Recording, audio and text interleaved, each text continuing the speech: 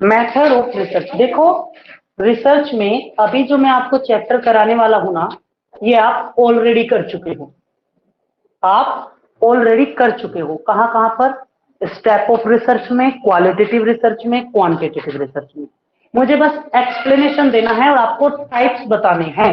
ठीक है, समझ में आया? चलिए, मेथोडोलॉजी होता है तरीका। मेथोडोलॉजी क्या होता है? जिसमें तरीके। और मेथड क्या होते हैं?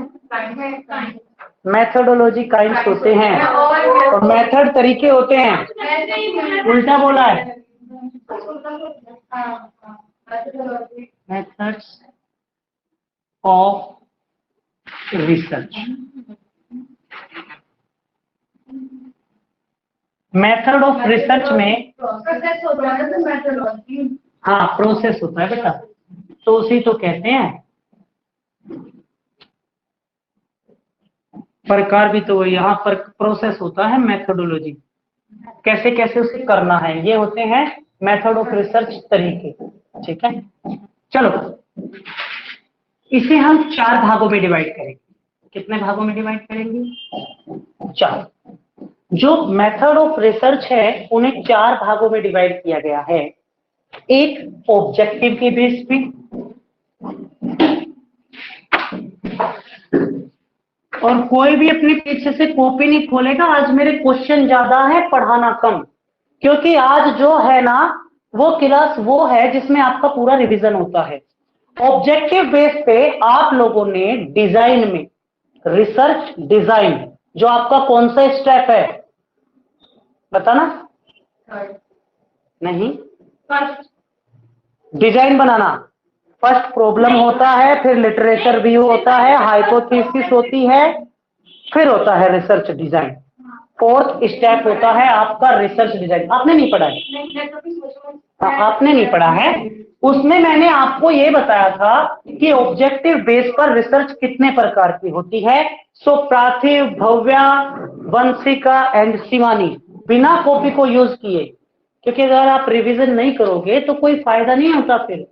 तो मुझे बताओ ऑब्जेक्टिव के बेस पे कितने टाइप की रिसर्च आप कर सकते हैं, क्योंकि हमने रिसर्च ऑफ डिजाइन में किया है। रिसर्च डिजाइन के अंदर हमने ये सब किया हुआ है। ठीक है, तो मुझे बता दो जिन्होंने पहले क्लास की हुई है कि ऑब्जेक्टिव बेस पर कितने प्रकार की रिसर्च होती है? 2। अच्छा, ये तो वो है। दूसरा होता है तुम्हारा आउटकम। 4 होते हैं। Very good Prachi, 4 sir types मुझे होते हैं। नाम 2 ही याद आ रहे हैं बस। हाँ, यही तो प्रॉब्लम है। दो कॉपी नहीं मत सर, देखना। देखो नहीं अगर वो किसी ने लॉजिक भी कॉपी देखी तो आप बाद में फिर इसे भूल जाओगे। मैं चाहता हूं कि अगर 2 तुम्हें याद है तो 2 तो तुम एक्सप्लेन करो, 2 तो पता चलेगा सबको, और एक एक करके कोई और भी एक्सप्लेन करेगा। एक नहीं, आउटकम बेस होता है। 2 मेरे को एक सर मिनट वो बेटा, इसलिए याद। अच्छा ओके। हाँ मैं रुको, मैं क्वेश्चन करूंगा तब बोलना, पहले मैं लिख दूं। आउटकम बेस, लॉजिक बेस, और एक होता है process base.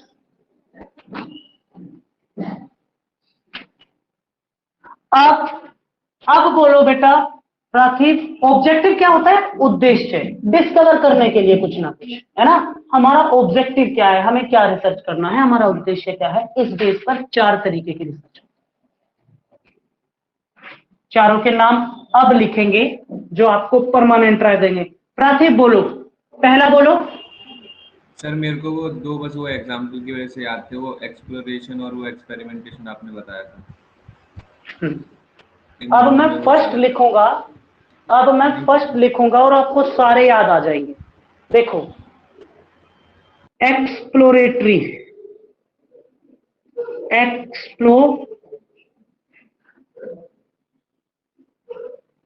Exploratory research, descriptive research, descriptive descriptive diagnosis, diagnostic research, experimental,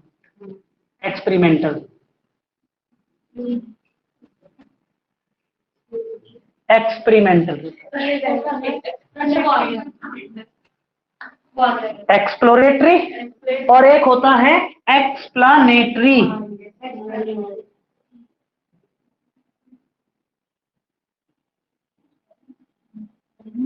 exploratory, explanatory, descriptive, डायग्नोसिव और एक्सपेरिमेंटल रिसर्च, ये वो रिसर्च है जो ऑब्जेक्ट के बेस पर की जाती हैं। अब मुझे एक एक बच्चा एक्सप्लेन करेगा कि एक्सप्लोरेटरी रिसर्च क्या होता है। बोलो। एक्सप्लेन किया जाता है एक्सप्लोरेटरी में, एक्सप्लोरेटरी में एक्सप्लेन किया जाता है, सीखा है? सर जो एक्सप्लेनेटरी रिसर्च है उसको ही तो एक्सपेरिमेंट रिसर्च कहते हैं ना शायद।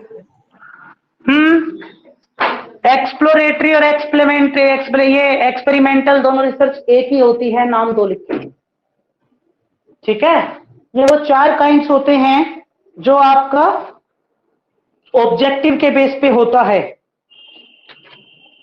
एक्सपेरिमेंटल भी होता है बेटा, और एक और बढ़ा देना, कोरिलेशन।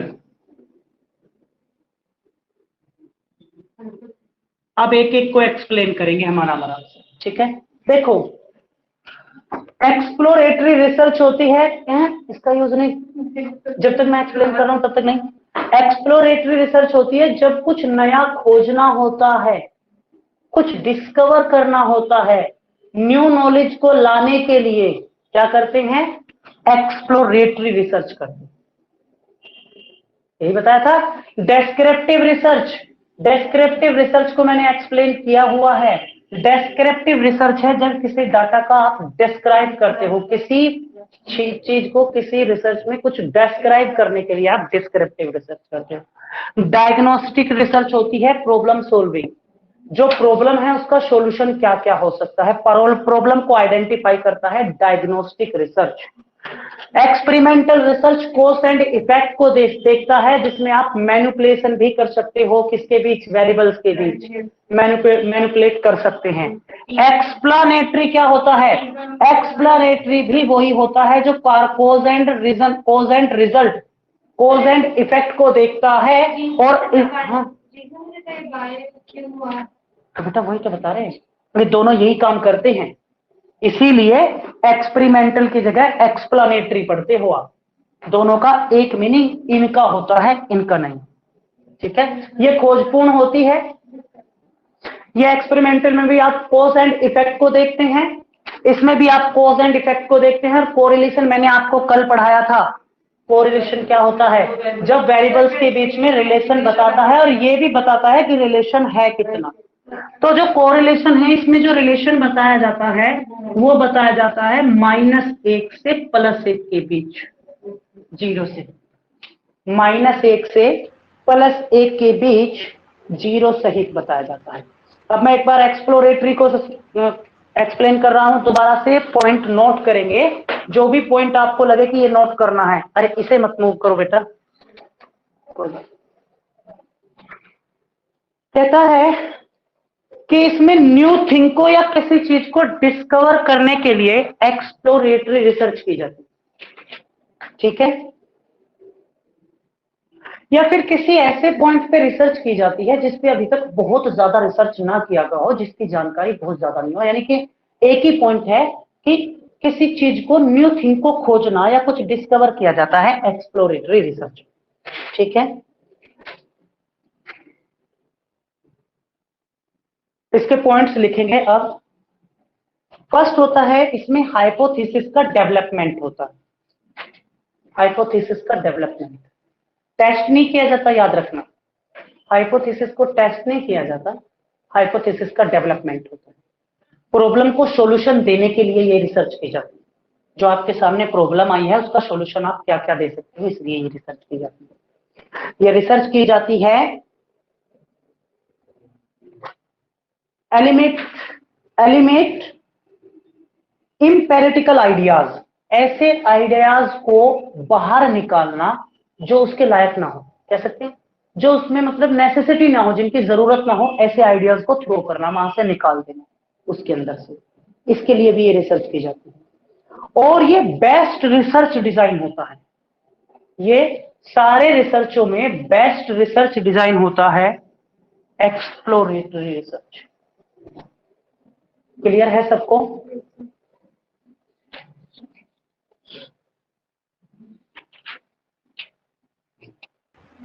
एक्सप्लोरेटरी रिसर्च आप कर, हाँ सर एक्सप्लोरेटरी में थोड़ी ना हम कुछ मतलब वो करते हैं कि प्रॉब्लम का आंसर बता रहे हैं, सॉल्यूशन निकाल रहे हैं। प्रॉब्लम को आइडेंटिफाई करने की हाँ, कोशिश करते बस। हैं, सॉल्यूशन देने की कोशिश करते हैं, ट्राई। ओके, हाँ, वही ना कि केवल प्रॉब्लम का आइडेंटिफाई करते हैं कि कहाँ पे क्या प्रॉब्लम आ रही है। हाँ हाँ ठीक है। और और ये एक्सप्लोरेटरी में उसका रिसर्च करते हैं, मतलब उसका टेस्ट करते हैं। हाँ अभी एक्सप्लेन करेंगे, अभी पहले एक्सप्लोरेटरी करते हैं ना। एक और पॉइंट लिख लो इसका, ये क्वालिटेटिव रिसर्च होती है, ये क्वांटिटेटिव रिसर्च नहीं है, ये क्वालिटेटिव रिसर्च होती है। मैंने आपको कल भी बताया था, क्वालिटेटिव रिसर्च में, क्वांटिटेटिव रिसर्च में 4 ही रिसर्च थी। कौन कौन सी थी? सर्वे, सर्वे में भी ना अनस्ट्रक्चर्ड जो सर्वे होता है ना, अनस्ट्रक्चर्ड सर्वे, वो या अनस्ट्रक्चर्ड ऑब्जर्वेशन, वो आप किस में कर सकते हैं? क्वालिटेटिव में कर सकते हैं। लेकिन क्वाजी भी बोलते हैं, ठीक है, और एक और था एक्सपेरिमेंट, ठीक है, एक्सपेरिमेंटल हम सब यूज करते हैं। हो गया क्लियर है यहाँ तक? चलो आगे बढ़ते हैं। अब हम डेस्क्रिप्टिव, डिस्क्रिप्टिव क्या होता है? जो भी कोई चीज है उसे जैसे के तैसे, एज इट, बिल्कुल वैसे के वैसे ही उसे एक्सप्लेन करना, ये होता है आपका डेस्क्रिप्टिव रिसर्च। जो आपके पास डाटा है उसे बिल्कुल वैसे ही एक्सप्लेन करना। और ये क्वांटिटेटिव होता है। आप जानते हो कि इसमें आपको इन डेप्थ जाना है नहीं, इन डेप्थ इसमें जाना, एज इट इज, जैसा है वैसे के वैसे ही एक्सप्लेन करना है, ठीक है। चलिए, जो प्रेजेंट कंडीशन है ना किसी चीज की, प्रेजेंट कंडीशन को आइडेंटिफाई करता है। प्रेजेंट जो कंडीशन है उसकी नहीं,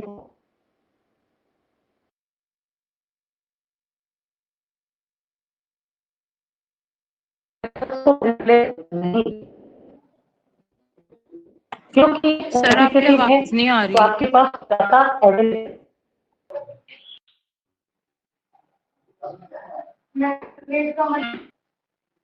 ठीक है।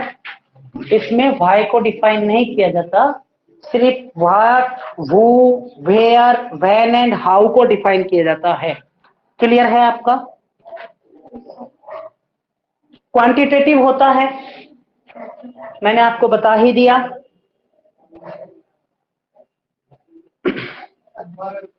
आगे बढ़ते हैं कोरिलेशन पे। कोरिलेशन जो ये 3rd नंबर पे है इसको बोल रहे हैं। कोरिलेशन क्या होता है? जो दो वेरिएबल्स के बीच में रिलेशन को बताता है, और रिलेशन है कितना ये भी बताता है। दो वेरिएबल्स के बीच रिलेशन है या नहीं इसका पता लगाना, और है तो कितना है, इन दोनों चीजों का पता लगाता है कोरिलेशन। और उसे हम आइडेंटिफाई करते हैं किससे? -1 से +1 के बीच। आप देख सकते हो इसका डाटा आप नंबर के फॉर्म में लोगे या नहीं लोगे? तो ये कैसी रिसर्च होनी चाहिए? क्वांटिटेटिव रिसर्च होनी चाहिए। तो ये क्वांटिटेटिव रिसर्च है, दो वेरिएबल्स के बीच रिलेशन को बताने की कोशिश की जाती है, रिलेशन है या नहीं है, और है तो कितना है, ठीक है। एक ग्राफ से भी समझेंगे।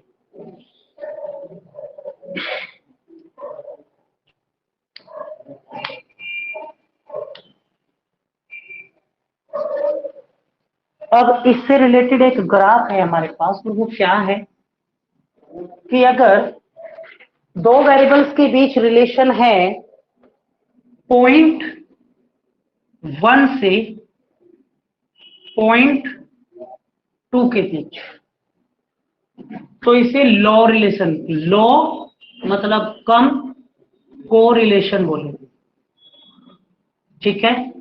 अगर ये रिलेशन हो जाता है 3 से 6 के बीच तो बोलेंगे मैड्रेट, मिडिल भी बोल सकते हो या मैड्रेट, मैट्रिक कोरिलेशन। अगर ये रिलेशन हो जाए 0.7 से 0.9 के बीच तो ये हाई कोरिलेशन हो जाएगा, और अगर ये हो जाता है -1 से +1 के बीच तो ये परफेक्ट कोरिलेशन हो जाएगा, परफेक्ट कोरिलेशन। ठीक है, 0.1 से 2 के बीच लो, 3 से 6 के बीच मॉडरेट, 7 से 9 के बीच हाई, 0-1 अगर कोई रिलेशन है ना -1 पे है तो वो भी परफेक्ट रिलेशन होता है। मतलब कोई भी रिलेशन 0 पे आ जाए तो बात सिद्ध हो जाएगी कि दोनों वेरिएबल्स में कोई रिलेशन नहीं है।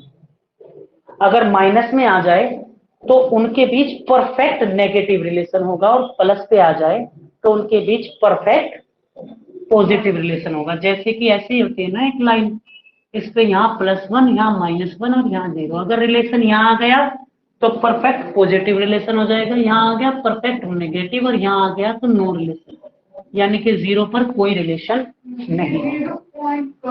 आपने तो बोला यहाँ पे -0 और 1 के बस इतने के बीच में हम उसको क्रॉस कर सकते प्लस नहीं, इसको जो हम कोरिलेशन देखते हैं ना वेरिएबल्स के बीच, उसका ये डायग्राम फिक्स है, -1 से +1 के बीच ही देखना है। तो ये 0.2 है, 0.6 है।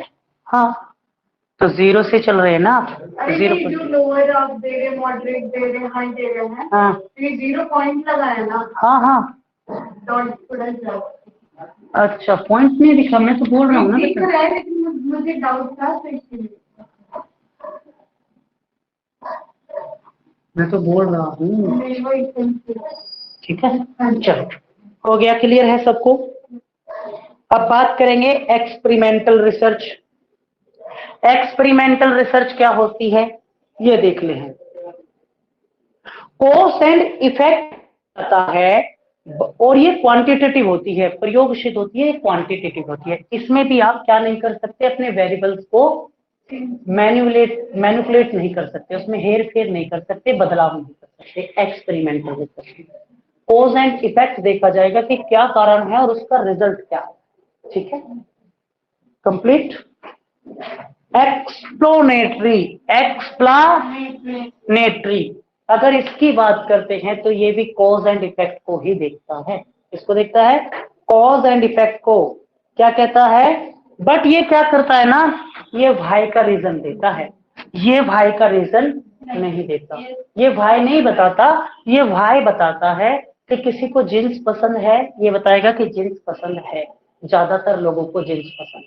ज्यादातर लोगों को जींस क्यों पसंद है वो एक्सप्लेनेटरी बताएगा। इसीलिए ये क्या है, क्वालिटेटिव रिसर्च है। कोई भी रिसर्च जो वाई का आंसर देगी वो क्वालिटेटिव रिसर्च होती है, और क्वालिटेटिव। ठीक है, और एक बात का ध्यान रखें कि अलग अलग रिसर्च को याद रखने से बेटर है कि आप मैंने आपको क्वांटिटेटिव या क्वांटिटेटिव में 4 रिसर्च के नाम लिखवाए थे। क्या क्या था, पहला सर्वे था, दूसरा कोरिलेशन, तीसरा कैजुअल कंपैरेटिव रिसर्च या एक्स पोस्ट फैक्टो, और एक था एक्सपेरिमेंट। ठीक है, ये 4 रिसर्च आपकी क्वांटिटेटिव होती है, बाकी जितनी भी रिसर्च है वो सब क्वालिटेटिव रिसर्च है। तो 4 को याद रखोगे, बाकी सब अपने आप याद हो जाएंगे, सिर्फ 4 को याद रखना। ठीक है, आगे बढ़े। एक स्टेप है, हाँ ये भाई भी बताएगा, ये भाई बताता है, इसीलिए तो ना मैनिपुलेशन होता है, इसमें मैनिपुलेट करते हैं। ठीक है, हो गया, चारों 5 कंप्लीट है। डेस्क्रिप्टिव का मैंने आपको बता ही दिया, वर्णन करना। डायग्नोस्टिक क्या होता है, प्रॉब्लम को सॉल्यूशन, प्रॉब्लम को आइडेंटिफाई करके उसका सॉल्यूशन दिया जाता है। ठीक है, आगे बढ़ेंगे। अब हम बात करते हैं इसी में कुछ और रिसर्च की, बेसिक रिसर्च। बेसिक रिसर्च का मीनिंग क्या होता है, मीनिंग अगर आप मुझे बता दो तो ज्यादा अच्छा होगा। अच्छा, ये तो हमने ऑब्जेक्टिव के बेस पे इतना कर दिया, अब हम कुछ अदर रिसर्च का नाम ले रहे हैं। यहां तक तो हमारा ऑब्जेक्टिव बेस हो गया। अब हम जो रिसर्च है, ऑब्जेक्ट के अंदर जो ऑप्शन आते हैं वो पहले वाले ऑप्शन आएंगे सर? हाँ क्या जो मैनुअल ऑफ रिसर्च कर रहे हैं हाँ। ऑब्जेक्टिव में, वो रिलेट जो पहले वाले जो ऑब्जेक्टिव के अंदर थे वो सारे में आएंगे फिर? बिल्कुल, जो मैंने आपको पहले एक्सप्लेन किया था ना, हाँ। वो ही नाम ही बेटा वही है। वहां पे आपने क्या पढ़ा था कि आपको रिसर्च के बेस पे डिजाइन बनाना है। डिजाइन कैसे बनाओगे, तभी तो बना पाओगे जब आपको ये पता चले कि आपकी रिसर्च कैसी है। ऑब्जेक्टिव टाइप है, आउटकम टाइप है, लॉजिक टाइप है या प्रोसेस टाइप है।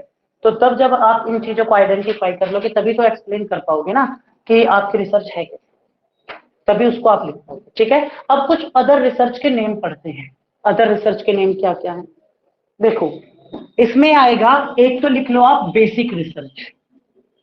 बेसिक रिसर्च नाम से ही पता चल रहा है कि बेसिक रिसर्च क्या हो सकती है। कोई सी ऐसी चीज पर रिसर्च करना जिसके बारे में पता ही ना हो। हाँ, उसे तो बेसिक रिसर्च बोलोगे, जानकारी ही नहीं हो। यानी कि जैसे आप यहाँ पे कुछ डिस्कवर करने की कोशिश करते हो, तो बेसिक रिसर्च में भी आप कुछ ना कुछ डिस्कवर करोगे, ऐसा पॉइंट जो अभी तक जिस पे काम नहीं किया गया, जिस पे अभी तक रिसर्च ज्यादा नहीं की गई होगी, उसे ही बेसिक रिसर्च बोलते हैं। या किसी सब्जेक्ट की बेहतर अंडरस्टैंडिंग के लिए, उसे बेहतर तरीके से समझने के लिए क्या किया जाता है, बेसिक रिसर्च किया जाता है। ठीक है, चलिए। और बेसिक रिसर्च की एक बहुत अच्छी खासियत ये है कि इसे इमीडिएट रियल लाइफ में लागू किया। बेसिक रिसर्च को इमीडिएट रियल लाइफ में लागू किया जा सकता है। इसमें ना आपकी पर्सनल प्रॉब्लम्स भी आ जाती हैं, ठीक है, और सोशल प्रॉब्लम्स भी आ जाती हैं। जैसे एक टीचर को क्लास में कैसे अपना अनुशासन बनाए रखना चाहिए, अगर उसके सामने प्रॉब्लम है तो वो बेसिक रिसर्च करेगा कि क्या उसे करना चाहिए और वो उसे तुरंत अपनी क्लास पर लागू कर सकते। ठीक है, आगे बढ़े।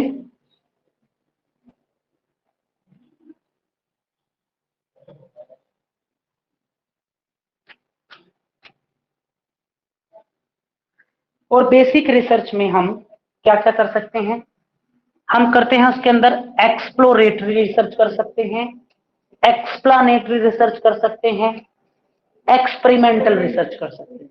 ये सारी रिसर्च कर सकते हैं हम एक बेसिक रिसर्च के अंदर।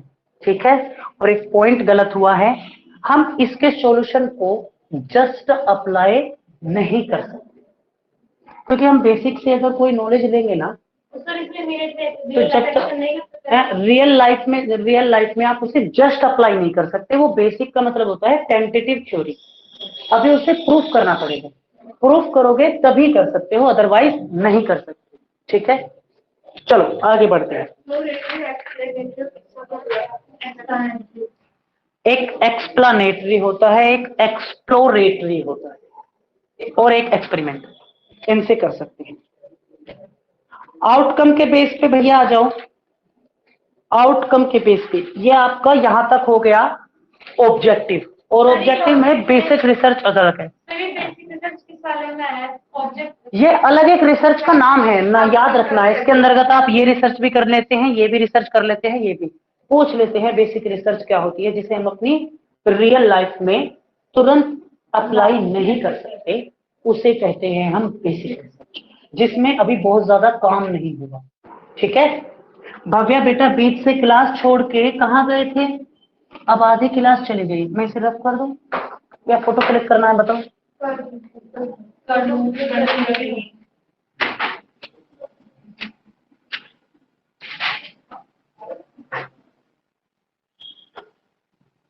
चलो करो जल्दी।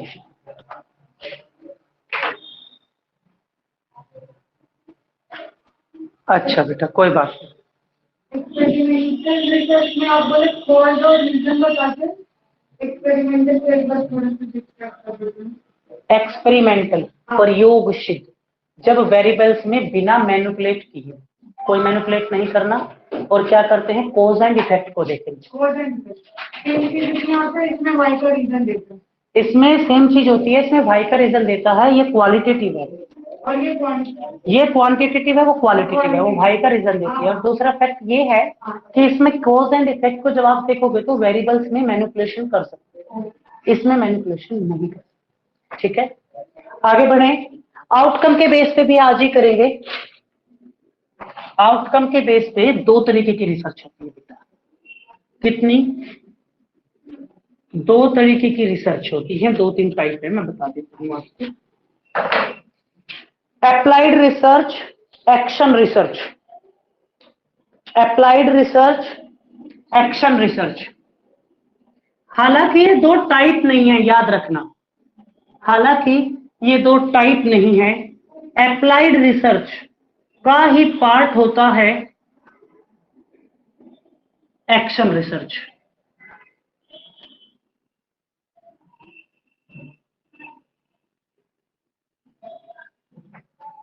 दोनों का काम है प्रॉब्लम पर सॉल्यूशन देना। और याद रखना, प्रॉब्लम पर अगर आपको सॉल्यूशन देना है तो आप कौन सी रिसर्च करते हैं? या तो अप्लाइड रिसर्च करोगे या एक्शन रिसर्च करोगे। Problem solving, problem solving research इन्हें बोला जाता है। अच्छा, ये भी प्रॉब्लम सॉल्विंग और ये भी प्रॉब्लम सॉल्विंग, तो क्यों? सर ये यानी कि वर्ड पकड़, वर्ड देख लिया अपना, बोल दिया, ऐसा नहीं। देखो, जो सोशल प्रॉब्लम है और जिसपे सोशल प्रॉब्लम पर अगर सॉल्यूशन दे रहा है तो आप अप्लाइड रिसर्च करो। अगर कोई सामाजिक है, सोशल प्रॉब्लम पर अगर आपको सॉल्यूशन देना है तो आप अप्लाइड रिसर्च करो। अभी रुक जाओ बेटा, पहले से ही पूरा कर लो।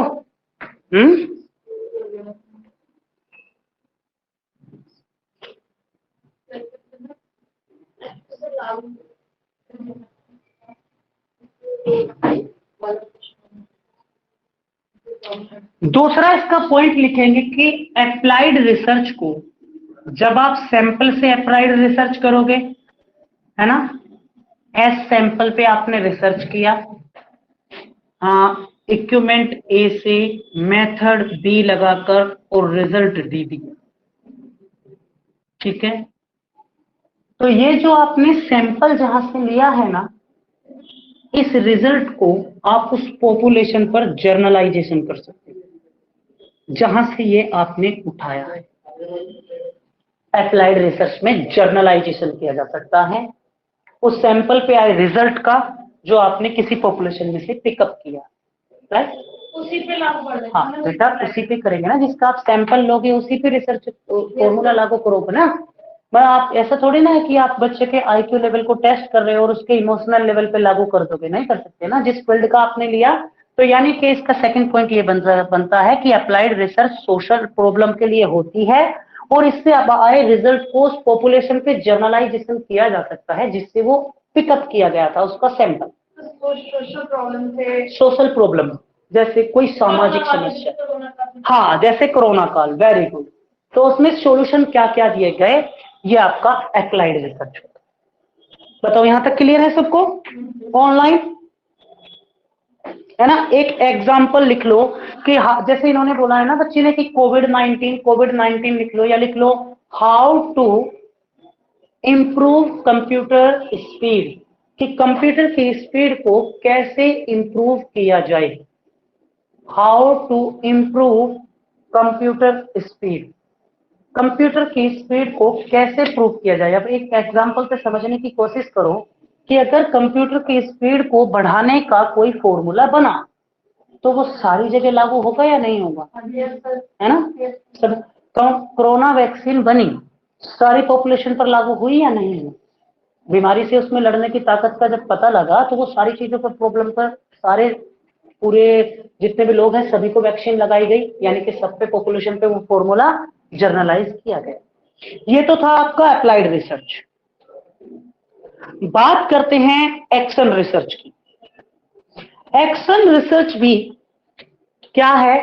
प्रॉब्लम सॉल्विंग है एंड इट इज अ सब पार्ट ऑफ अप्लाइड रिसर्च, सब पार्ट।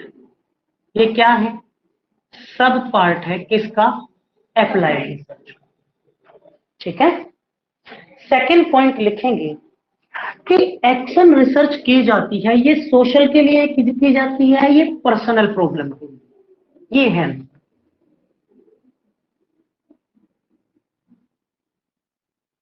पर्सनल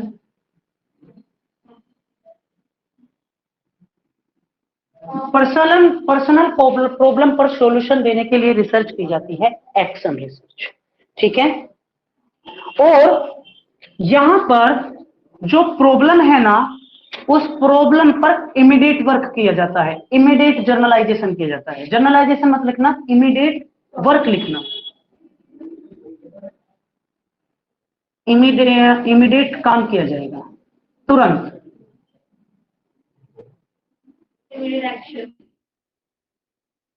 एक्शन लिया जाएगा। जबकि एक सोशल जो अप्लाइड रिसर्च हो, उसमें आप इमीडिएट एक्शन नहीं ले सकते। आप नहीं, इमीडिएट एक्शन नहीं ले सकते आप इसमें। आप हाँ बनाएंगे, फिर टेस्ट करेंगे, समय लगेगा। हाँ, इसमें आप प्रॉब्लम पर एकदम से एक्शन लेते हैं। मैं आपको एक एग्जांपल बताता हूँ। एक स्कूल में अगर बच्चों का बिहेवियर अच्छा नहीं है, या वो अपने क्लास में अच्छे से, या कह सकते हैं कि बच्चे ना वो नहीं करते, अनुशासन में नहीं रहते, तो ये एक पर्सनल प्रॉब्लम है ना? ये एक पर्सनल प्रॉब्लम है। और इस प्रॉब्लम का सॉल्यूशन क्या हो, इस पर स्टाफ को और स्कूल का जो हेड है वो मिलकर एकदम एक्शन लेंगे। एकदम से रूल बना देते हैं ना उनके लिए, तो ऐसा क्वेश्चन भी आता है। और आपको जो नोट्स मैंने सेंड किए हैं उनके लास्ट में ऐसे क्वेश्चन हैं, एक बार देखना। उसमें लिखा हुआ है कि एक अध्यापक को अपनी कक्षा में मैनेज करना है, उसकी बच्चे जो कक्षा के छात्र है वो अच्छे से नहीं रहते, अनुशासन में नहीं रहते, कौन सी रिसर्च करोगे? तो ये प्रॉब्लम सोल्विंग रिसर्च है। प्रॉब्लम है कि बच्चे अनुशासन में नहीं रहते, सॉल्यूशन आपको देना है। ये पर्सनल प्रॉब्लम है। सारे जो वो रूल अपनी क्लास में फॉलो करेगा, वो सब जगह फॉलो नहीं कर सकता, हर स्कूल में उसी रूल को फॉलो नहीं किया जाएगा। वो पर्सनल अपने बेस पे, अपने लेवल पे दैट टाइप इमीडिएट अनुशासन बनवाएगा। यही आपका एक्शन रिसर्च है।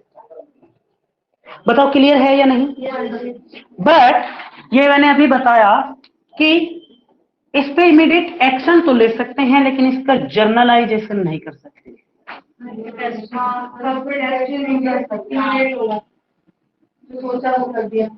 जर्नलाइजेशन इसका नहीं किया जा सकता, इसका किया जाएगा। इसमें प्रूफ होके आएगी बात, और ये प्रूफ नहीं होती, और ये पर्सनल प्रॉब्लम के लिए किया जाता है। इस पे जो काम किया जाता है वो अपनी प्रॉब्लम को सोल्व करने के लिए किया जाता है, इसलिए जर्नलाइजेशन नहीं कर सकते। इसमें जर्नलाइजेशन इसलिए कर सकते हैं क्योंकि ये सोशल वर्क किया जाता है, सोशल प्रॉब्लम को सोल्यूशन के लिए। Is that clear for everyone? चलिए, तो अभी आप में से यहीं से क्वेश्चन बनता है, what is the difference between applied research and action research? अंतर आपके सामने, अगर आपको पॉइंट लर्न है तो आपके अंतर भी याद होंगे। देखो, अप्लाइड रिसर्च सोशल प्रॉब्लम के लिए किया जाएगा, एक्शन रिसर्च पर्सनल प्रॉब्लम के लिए किया जाता है। ये दोनों प्रॉब्लम सॉल्विंग तो है, लेकिन एक सोशल के लिए, पर्सनल के लिए। इसमें इमीडिएट एक्शन लिया जाता है, इसमें इमीडिएट एक्शन आप नहीं ले सकते। जर्नलाइजेशन किया जाता है, इसमें जर्नलाइजेशन, यही इनके बीच का डिफरेंस है। एंड एक और बात लिख लो जो हमने कल लिखी थी, किसमें? क्वांटिटेटिव और क्वालिटेटिव में अप्लाइड रिसर्च को एक्सपर्ट करते हैं और एक्शन रिसर्च को प्रैक्टिशनर करते हैं। बताओ सबको क्लियर है या नहीं है? बताओ सबको क्लियर है या नहीं है? बता दो जल्दी से। अगर क्लियर है तो आगे एक स्टेप हो। सो मुझे बताओ, रिसर्च करने के कितने स्टेप होते हैं? आपको तो नहीं पता होगा, अपनी क्लास में नहीं। आप बताओ, रिसर्च के टोटल कितने स्टेप हैं? प्राथमिक, वंशिका, भव्या, राइट, 7। सो 1 बाय 1 नेम बताना स्टार्ट करेंगे। फर्स्ट बोलो। चलो मुझे ये बताओ कि आप जब एक रिसर्च स्टार्ट करते हो तो पहले प्रॉब्लम को आइडेंटिफाई करते हो या पहले प्रॉब्लम को फॉर्मेट करते हो? गुड, पहले फॉर्मेनिंग करेंगे, उसके बाद उसको आइडेंटिफाई करेंगे, है ना। सो सबसे पहला स्टेप होता है प्रॉब्लम, फिर होता है उस पर लिटरेचर व्यू, फिर उस पर बनाएंगे हाइपोथेसिस, हाइपोथेसिस के बाद बनाते हैं रिसर्च डिजाइन, रिसर्च डिजाइन के बाद करते हैं डाटा कलेक्ट, और डाटा कलेक्शन के बाद करते हैं डाटा का एनालाइज यानी कि उसका क्लीनिंग, और उसके बाद हम रिपोर्ट प्रेजेंट कर देते हैं। इस टाइप से आपके रिसर्च के 7 स्टेप होते हैं। बट एक्शन रिसर्च में आपके पास कितने स्टेप होते हैं, ये है पॉइंट, और ये क्वेश्चन आया हुआ है आपके नोट्स में, आपको मिलेगा, जो मैंने नोट सेंड किया है उसमें मिलेगा। देखो applied research, sorry action research में जो काम करता है तो किस तरीके से करता है, एक फॉर्मूला लिखो, पावर, PAOR,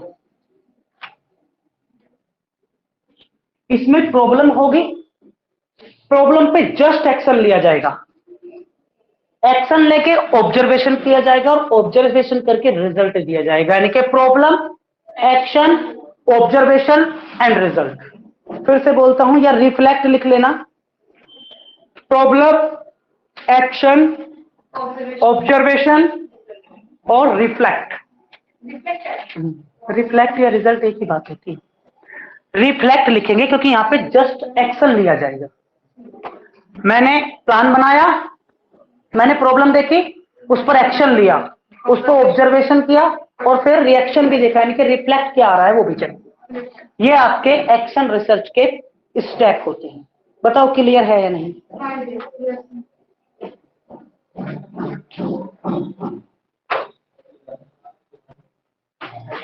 इसके बाद आती है, एक होती है मिक्स्ड रिसर्च।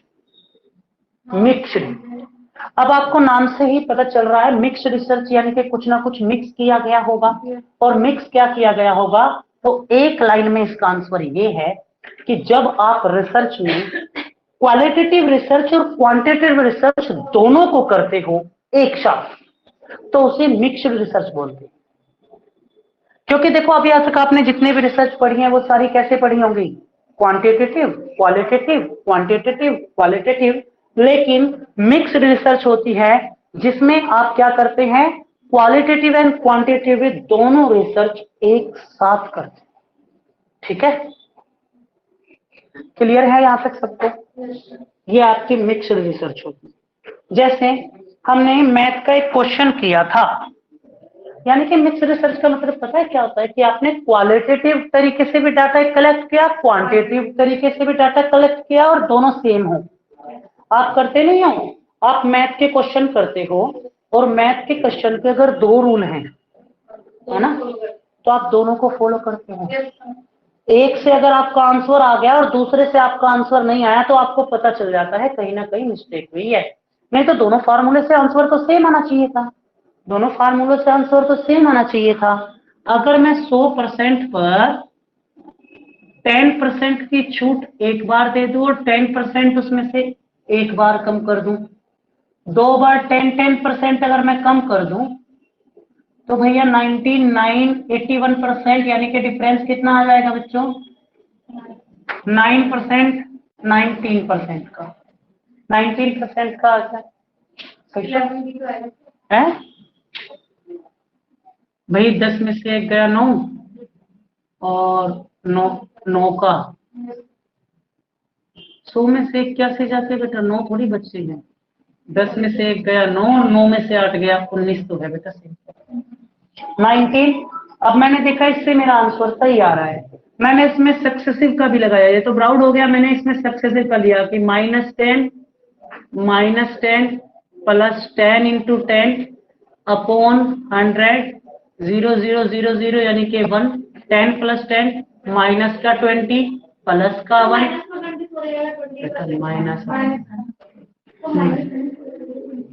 माइनस माइनस एक जगह जुड़ जाते हैं बेटा, तो यहाँ पे माइनस का 20 यानी कि इससे भी 19 और इससे भी 19। बेटा ये डिस्कस मैथ नहीं करेंगे, अभी जो मैं कहना चाहता हूँ देखो, इससे भी 19 आया और इससे भी 19 आया, यानी कि 2 या 2 से अधिक पैटर्न्स का यूज करके जब आप रिसर्च करते हो तो उसे मिक्स्ड रिसर्च कहते हैं। क्लियर है, कोई दिक्कत? फिर इसके बाद एक रिसर्च का और नाम लिख लो जिसका नाम है इवैल्यूएशन रिसर्च। इवैल्यूएशन रिसर्च क्या होती है? इवैल्यूएशन रिसर्च होती है ऐसी रिसर्च जो कंपनीज द्वारा, गवर्नमेंट द्वारा की जाती है ये जानने के लिए कि उनकी किसी प्रोग्राम ने कितना प्रोग्रेस किया है। यही तो जाना जाता है ना। अगर हम बच्चे का टेस्ट लेते हैं तो हम यही तो जानते हैं ना बच्चे ने कितना प्रोग्रेस किया है। तो किसी गवर्नमेंट या किसी कंपनी द्वारा अपनी किसी स्कीम में कितना प्रोग्रेस किया गया है ये जानने के लिए इवैल्यूएशन रिसर्च किया जाता है।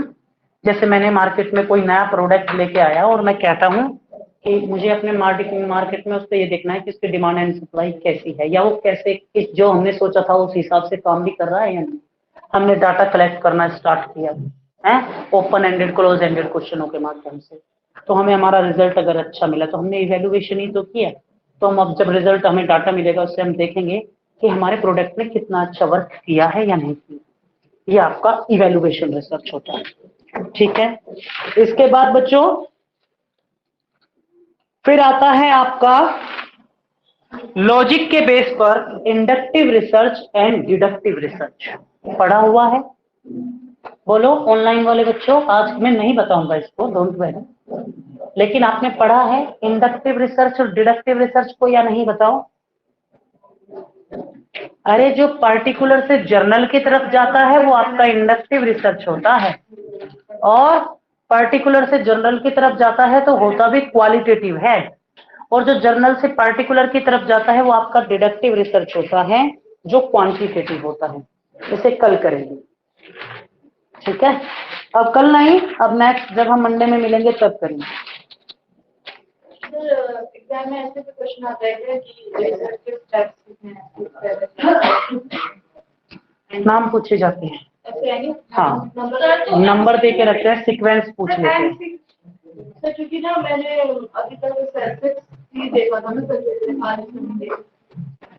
सीक्वेंस पूछ लेते हैं, सीक्वेंस स्टेप्स पूछ लेते हैं, सीक्वेंस इसके बाद क्या है? किसकी बाद क्या है ये पूछ लेंगे, या आपको सारे नाम लिख के दे देंगे और ये बताना शुरू करेंगे कि पहले नंबर पे कौन सा आता है, दूसरे नंबर पे कौन सा है। इस टाइप से क्वेश्चन बनता है,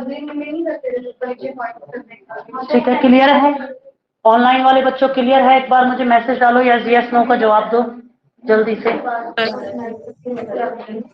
ओके डियर, ठीक है। अब हम मिलेंगे मंडे, ओके। तब तक पूरा रिवीजन करना, क्योंकि आपका रिसर्च का ये मान लो आधा का कोर्स जो है कंप्लीट हो गया, हाफ कंप्लीट। अब हाफ बचा है, नेक्स्ट वीक में कोशिश करेंगे पूरा का पूरा करने। अभी हाफ हुआ है, नेक्स्ट वीक पूरी कोशिश करेंगे कि हम खत्म कर दें, ठीक है। रिवीजन तो कराते रहते हैं, बहुत सारे बच्चे आते रहते हैं, फिर बैठना है। सो ठीक है, अभी 5-7 मिनट का ब्रेक लेंगे, मैथ की क्लास को स्टार्ट करेंगे, ठीक है। तब तक के लिए थैंक यू, बाय बाय, अपना ध्यान रखो।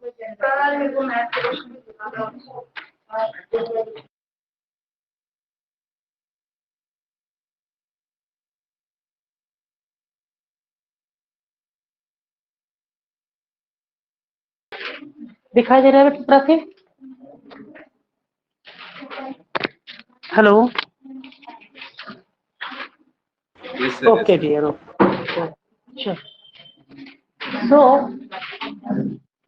अभी क्वेश्चन देखो ध्यान से, मैं एक क्वेश्चन अभी आपके सामने करूंगा, उसे ध्यान से देखना है ना।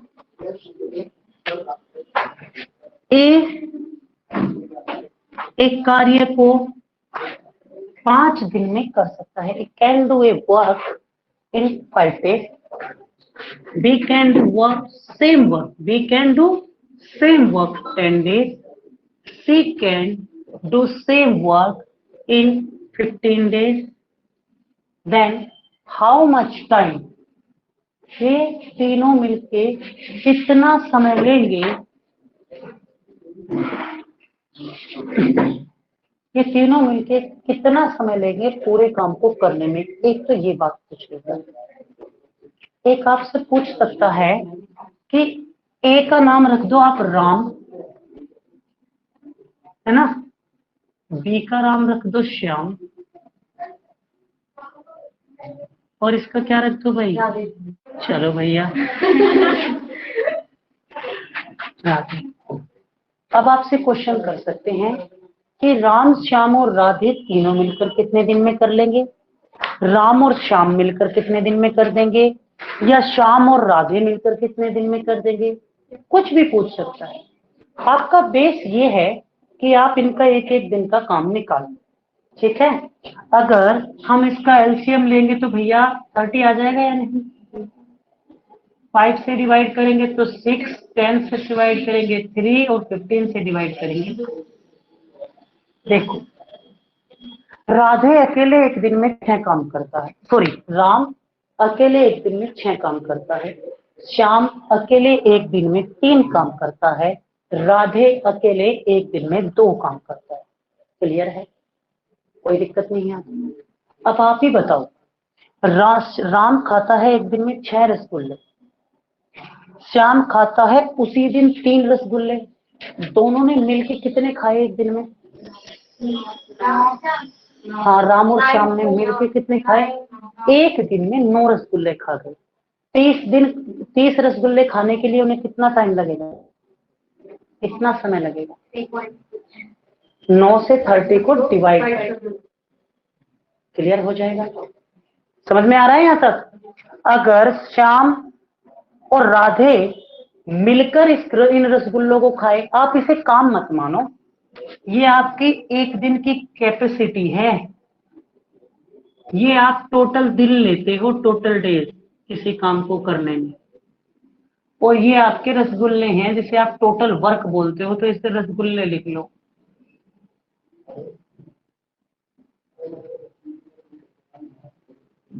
ठीक है, 30 रसगुल्ले टोटल है एक ड्रम में, तीनों मिलके कितने समय में खा लेंगे बताओ भाई? ये एक दिन में 6 खाता है, ये 3 खाता है, ये अरे 6 और 3 9 और 2 11, तीनों मिलके एक दिन में कितने रसगुल्ले खाएंगे? 11 रसगुल्ले खाने कितने हैं? 30, कितने दिन में निपटा देंगे? Very good.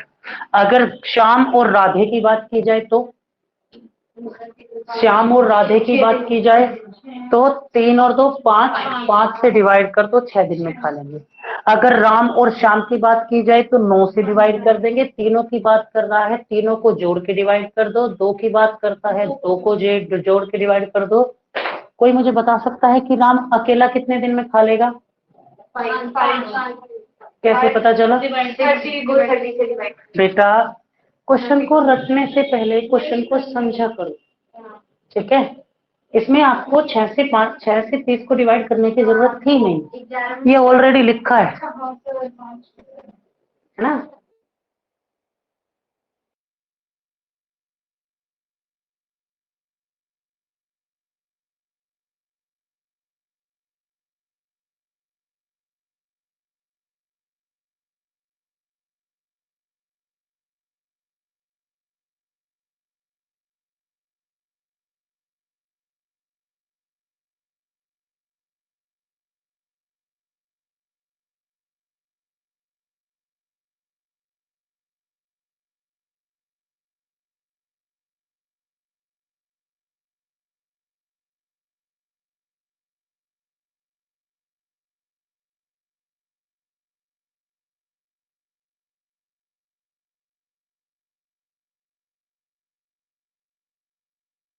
सारे क्वेश्चन करो बेटा। प्राथिव आपको भी नोट्स प्रोवाइड किए गए हैं ना टाइम एंड वर्क के? Yes sir. तो बेटा फर्स्ट, सेकंड, थर्ड, फोर्थ चारों क्वेश्चन करो, आपके भी ग्रुप में होगा टाइम एंड वर्क कर। शिवानी उनको सेंड कर दो पिछुआ।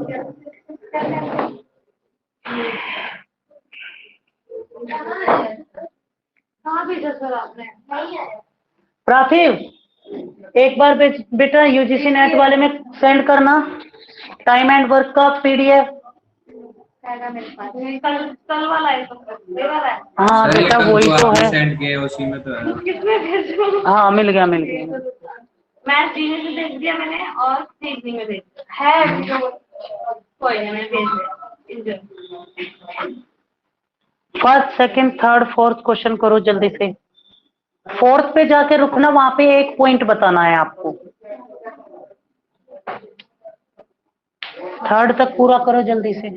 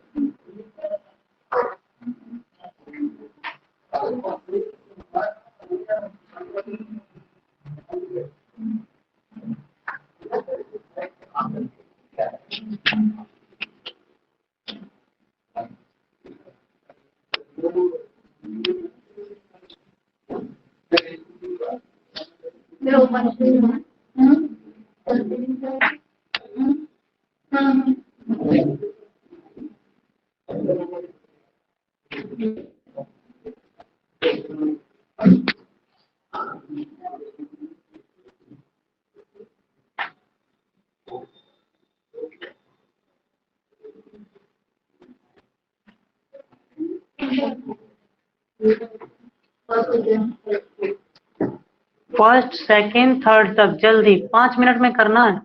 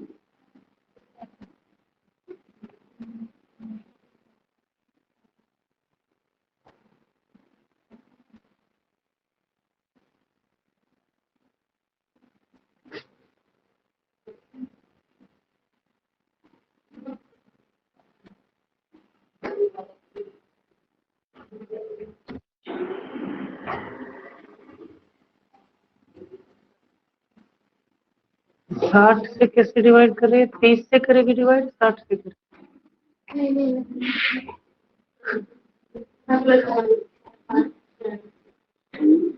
पिटना है तुझे? पहले एक एक दिन का वर्क निकालेंगे। 30 से इसे डिवाइड करें। हाँ तो बेटा पहले एक एक दिन का काम तो निकालो, उनकी कैपेसिटी तो निकालो। कैपेसिटी कहाँ निकाली? 30 से इसे डिवाइड करो 6, इससे डिवाइड करो 5, इससे डिवाइड करो 4। तो करते क्या हो फिर? सामने पैटर्न दिखा नहीं, लिखा हुआ आपको? मनीषा दिख तो रहा है पैटर्न सेम। सामने जो पैटर्न लिखा हुआ है बिल्कुल वही पैटर्न फॉलो करो, तीनों क्वेश्चन हो जाएंगे।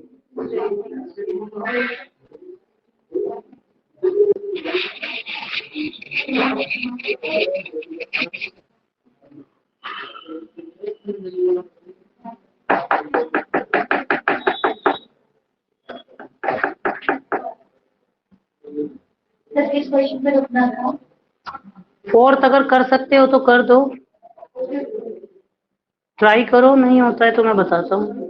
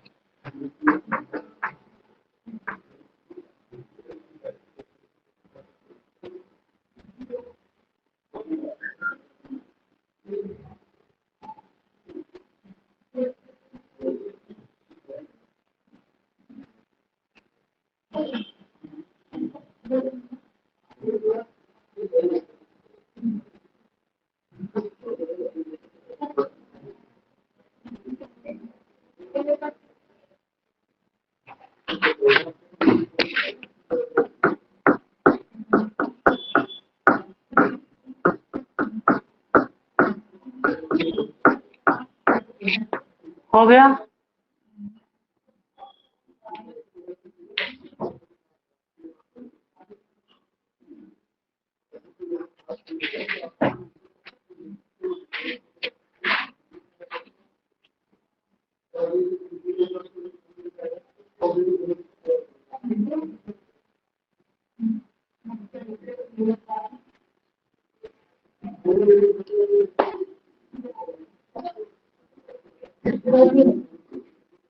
थर्ड नहीं हुआ? ट्राई करो, होगा। थर्ड क्वेश्चन में 3 तक हो गए। फोर्थ कौन बच्चा करेगा?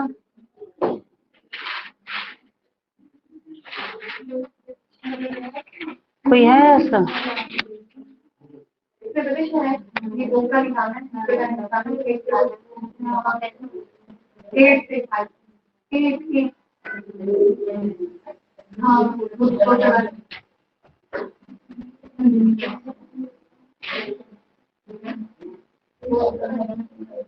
मनीषा हुआ क्वेश्चन? हाँ, आंसर आंसर है इसमें बेटा? अच्छा, हाँ जी। सर ये इसमें कह रहा कि ए ने 8 दिन पहले काम छोड़ दिया। ए ने 8 दिन पहले काम छोड़ दिया। तो वैसे दोनों का 12 है, 12 में से 8 दिन ए के से काम। तीसरे नंबर का क्वेश्चन मैं बता दूं। 8 दिन छोड़ दिया ना 8 दिन पहले करना है ना, वो उसका 8 के साथ कोई डिस्प्ले यही है मतलब। अभी मैं बता, चलो मुझे बस बस बस बस देखो क्या कह रहा है हेत सिंह। थर्ड क्वेश्चन कि ये किसी का A can complete a work in 30 days. आप दोनों का हुआ? चलो, A can complete a work in 30 days, तो ए करता है 30 दिनों में। बी कितने दिनों में कर सकता है? B can complete same work in 36 days. C can complete same work. कौन सा बता रहे हो? सेकंड वाला। सेकंड का कौन है? करे बताना था ना।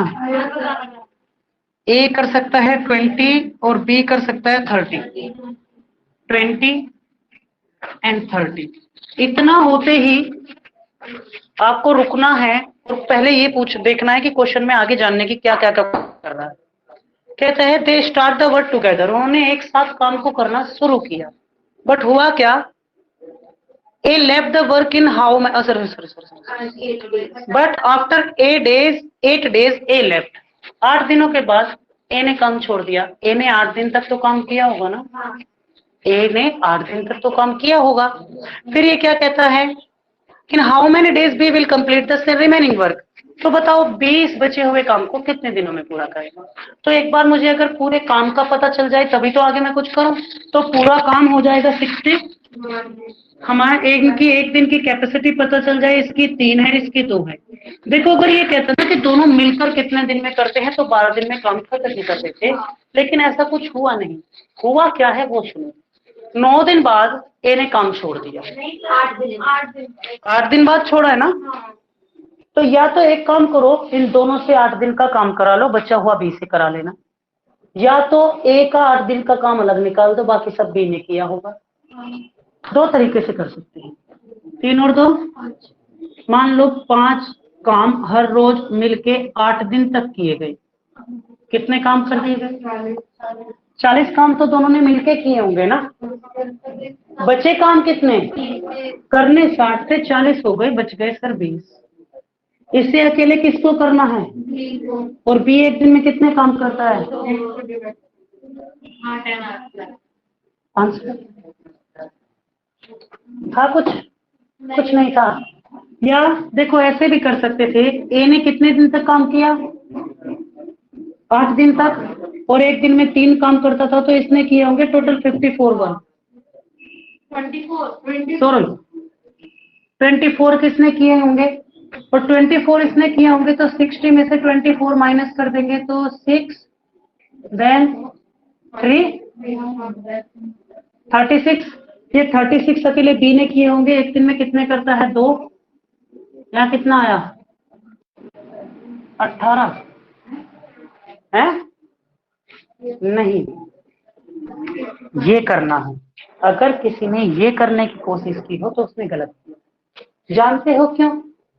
क्योंकि इन 8 दिनों में सिर्फ 20 वर्क डेज नहीं हुए, इन 8 दिनों में बी ने भी वर्क किया है साथ मिलके, और मिलके दोनों ने 40 काम पूरे किए। ठीक है, एक की कैपेसिटी कम हो जाएगी अगर ऐसा करो। तो इस टाइप के क्वेश्चन को ऐसे ही करना है कि ये देख लो कि उन्होंने कितने दिन तक साथ मिलकर किया। जितने दिन तक उन्होंने साथ मिलकर किया तब तक साथ कराओ, जब वो छोड़ दे तो छोड़ के उसको माइनस कर देना। समझ रहे हो गया थर्ड क्वेश्चन। अब फोर्थ क्वेश्चन करते हैं। फोर्थ क्वेश्चन क्या कह रहा है?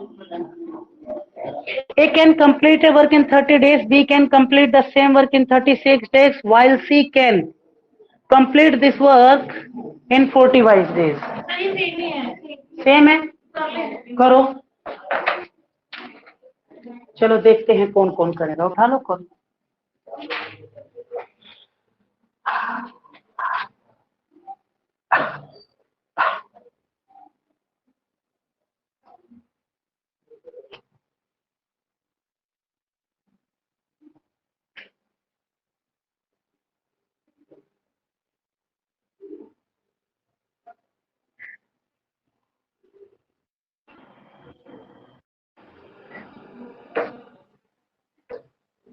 पांचवा क्वेश्चन कुछ अलग है, लेकिन अलग नहीं है।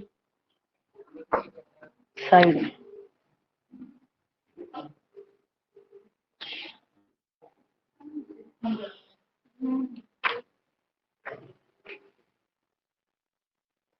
ओके प्राथिक, नेक्स्ट क्वेश्चन करो। 4th नंबर का क्वेश्चन करो, 5th नंबर का क्वेश्चन करो, 5th नंबर का क्वेश्चन करो। कोई बच्चा जल्दी से, 10 क्वेश्चन करने हैं आज, बहुत जल्दी जल्दी, टाइम जल्दी से जा रहा है। 10 से 12 क्वेश्चन आज करने हैं।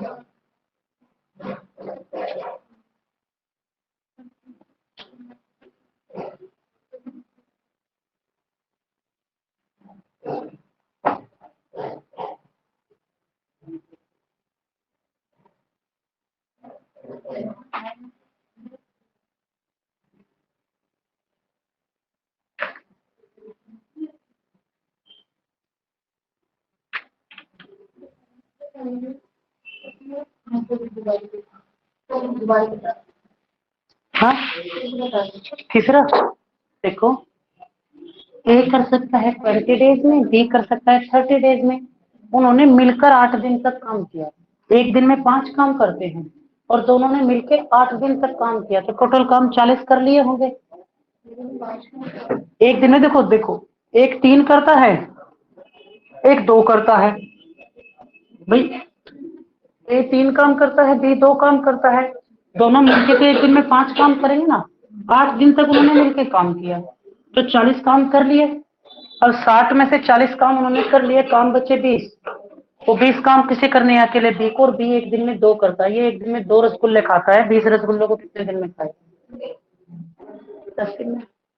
ये कैसे निकाला कि इसमें 2 दिन में एक खाए? बेटा इनका एलसीएम लेते हैं और एक दिन की एफिशिएंसी निकालने के लिए 20 से इसे भाग दो 3, 30 से 60 को भाग दो 2। ऊपर भी तो यही लिखा है पैटर्न आपके सामने। फिर कैलकुलेटर का यूज क्या सर?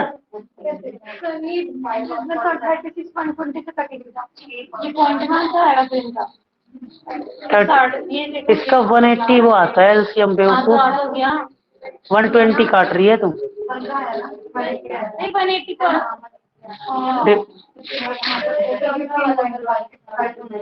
चौथा वाला करवा दें?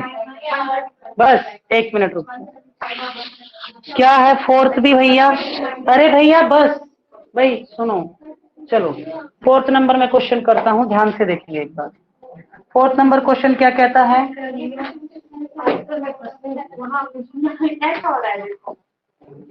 अभी करते हैं बेटा, क्वेश्चन ही ठीक किया हुआ है तुमने।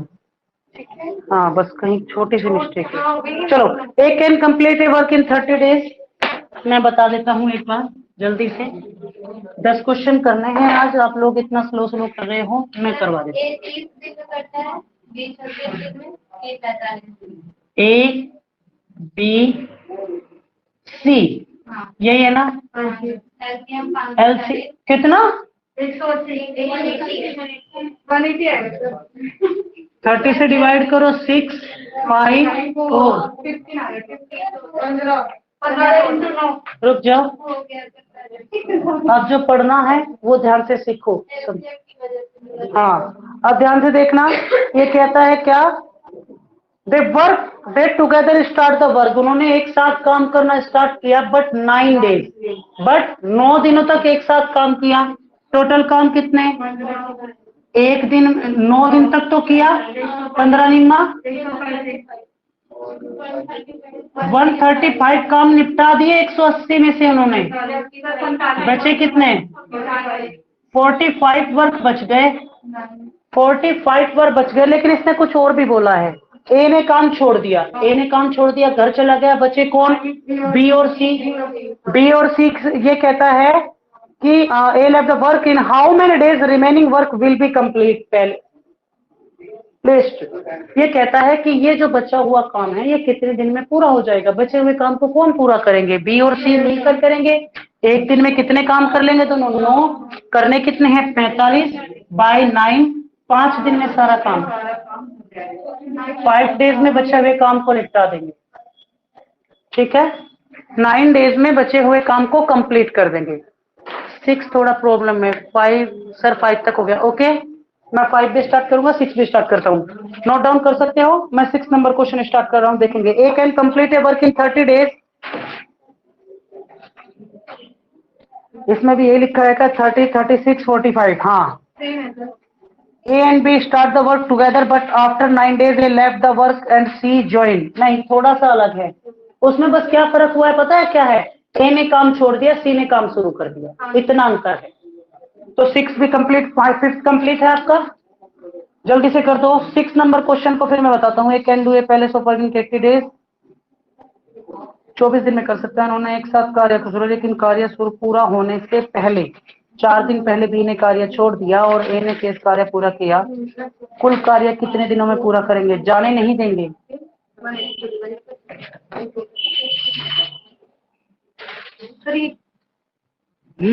यस बेटा। क्वेश्चन था ना सर, इसमें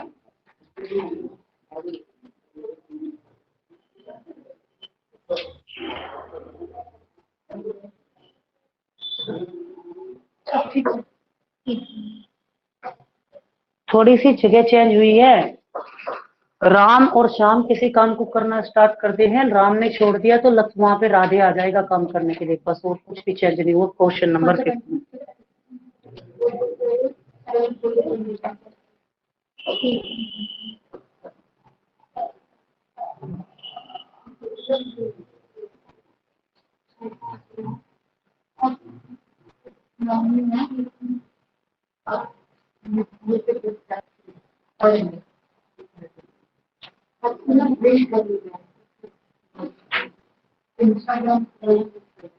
अरे बेटा सवाल करो, क्वेश्चन नहीं कर रहे हैं, करो।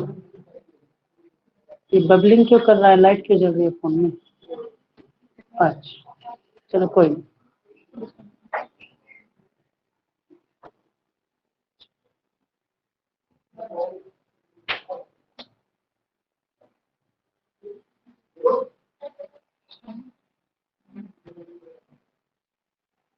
कहाँ है? एक दिन का काम निकाल दिया। 5 है ना? हैं? बिल्कुल आना तो चाहिए, है ऑप्शन में। नहीं है सर, फिर बिल्कुल गलती। क्या गलती की? एक की जगह सी आ गया। तो ए की जगह सी आ गया, बी और सी मिलकर काम करेंगे, कहीं और गलती। 15 दिन थोड़ी किया उन्होंने काम एक साथ। तुमने 15 दिन लिखा है, तुमने आधा क्वेश्चन ऊपर वाला पढ़ दिया, आधा नीचे वाला। फिफ्थ पेपर में, फिफ्थ क्वेश्चन में उसने 15 दिन वर्क नहीं किया बेटा। फिफ्थ क्वेश्चन में उन्होंने वर्क ही किया है 9 दिन मिलकर। चलो ठीक है। 135, उसके बाद 45 और 9, ये दोनों को प्लस किया, बी और सी। एक बेवकूफ हो तुम लोग। फिफ्थ क्वेश्चन किस किसने किया है? अरे बच्चों, यहाँ गलती इसलिए कर रहे हो, आप क्या कर रहे हो? अरे भैया 9 दिन तक काम सिर्फ 2 आदमी ने किया है, आप क्या कर रहे हो? 15 से मल्टीप्लाई कर दे रहे हो। Very good. 11 से मल्टीप्लाई करोगे 9 का 99, और 99 को माइनस करोगे 180 में से, तो जो बचेगा ना उसे 9 से डिवाइड करना। समझ में नहीं आया भैया? यहाँ पे तीनों आदमियों ने 9 दिन तक काम किया है। क्वेश्चन नंबर 5 में सिर्फ 2 आदमियों ने 9 दिन तक काम किया है, तीनों ने नहीं किया, तीसरा तो बाद में आया है। जब सी चला गया तब ए आया, राइट? तो 9 दिन तक काम करने वाले सिर्फ ए और बी तो थे, सी कहां था? सी को क्यों मल्टीप्लाई में लेके आ रहे हो? यानी कि 6, हाँ 11 से होगा भाई।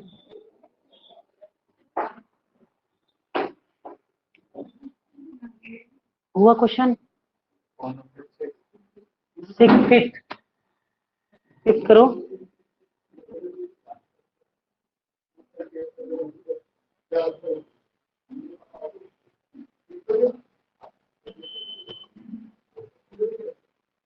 अब मैं क्वेश्चन नंबर 6 से कैलकुलेटर का यूज मैथमेटिक्स में नहीं करेंगे ना, मत करो। करना है तो मल्टीप्लिकेशन ही करो। उसके बाद क्या होगा? मतलब 99 को हमने माइनस कर दिया बेटा पूरा क्वेश्चन तो हो गया, इससे इसे डिवाइड कर दो, 9 आंसर आ गया आपका। क्या ना रहने दो? क्या फर्क पड़ता है भाई, नहीं है तो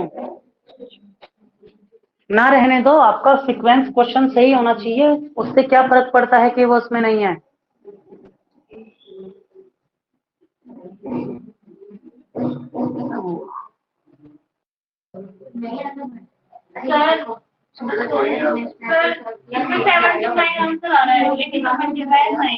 इसके बाद क्या करना है? 81 प्लस 9 मल्टीप्लाई 9 क्यों करोगे? 99 माइनस कर दिए, हाँ कितना बचा? 81। तो डिवाइड करोगे इसे, मल्टीप्लाई क्यों करोगे? 81 क्या 9 आ रहा होगा ना? तो 9 है वो, उसमें ऑप्शन में गलती है।